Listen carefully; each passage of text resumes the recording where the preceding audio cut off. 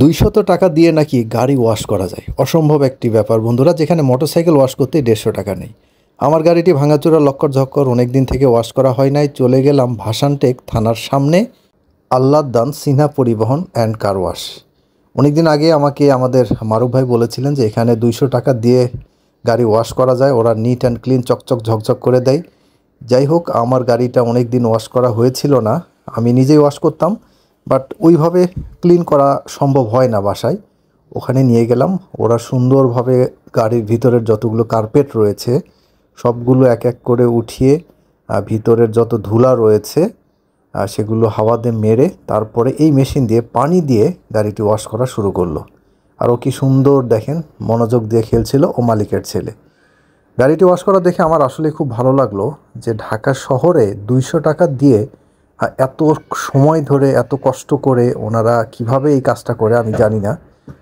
গাড়িটি ওয়াশ করার পরে এরপরে শ্যাম্পু দিয়ে পুরো গাড়িটি ওনারা মামা ভাগনা দুইজন মিলে ঘষাঘষি শুরু করলো। আমি ভয় পাচ্ছিলাম, এমনিতেই আমার গাড়িটি ভাঙাচুরা, যদি আবার কিছু ভেঙে চুরে যায় আবার কষ্ট পাবো। তাই পাশেই দাঁড়িয়েছিলাম, বলছিলাম বাবারে সাবধান, কোনো কিছু যেন না ভাঙে। এর মধ্যে দেখি এ লাফ দিয়ে উপরে উঠেছে। আমি ওকে চিৎকার করে না করতে ও কি হাসিটা দিল দেখেন। আমি বললাম বাবা আমার গাড়ি ভাঙা, উঠিস না উপরে, গ্লাস মাস সব ভেঙে চুরে যাবে। যাই হোক, ওরা পুরো গাড়িটা কি সুন্দর করে শ্যাম্পু দিয়ে ওয়াশ করছিল। আমার বিষয়টি খুবই ভালো লাগলো। এরপরে ওরা মামা ভাগনা মিলে গাড়িটি ঘষাঘষি করার পরে পানি দিয়ে গাড়িটি আবার সুন্দরভাবে ওয়াশ করা শুরু করলো, অর্থাৎ এটা ফাইনাল ওয়াশ বলতে পারেন।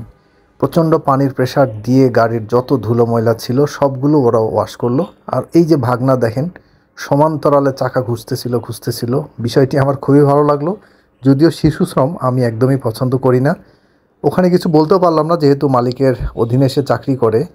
এরপরও ওকে খুশি হয়ে বললাম যে বাবা তুমি এই কাজ না করে পড়াশোনা করিও। তো বললো যে আমার দরকার নেই, আমি এই কাজ করেই ভালো আছি। আমি আর বেশি কথা বাড়াই নাই। যাই হোক, ওরা সুন্দরভাবে গাড়িটি দেখতেছেন, আবার পানি দিয়ে ওয়াশ করে মুছে চকচক ঝকঝক করে ফেললো। আমি চিনতেই পারি নাই যে এটা আমার গাড়ি, এরকম একটা ভাঙাচুরা গাড়ি এত চকচক করতে পারে আমার ধারণাই ছিল না। এরপরে গাড়িতে উঠে বসে আমার খুবই ভালো ফিল হলো। গাড়ির ভিতরে অনেক ধুলো জমে ছিল, সেই ধুলোগুলো ওরা পরিষ্কার করে দিয়েছে। এরপরে মনের আনন্দে বাসায় চলে আসলাম। ভালো থাকবেন, আসসালামু আলাইকুম।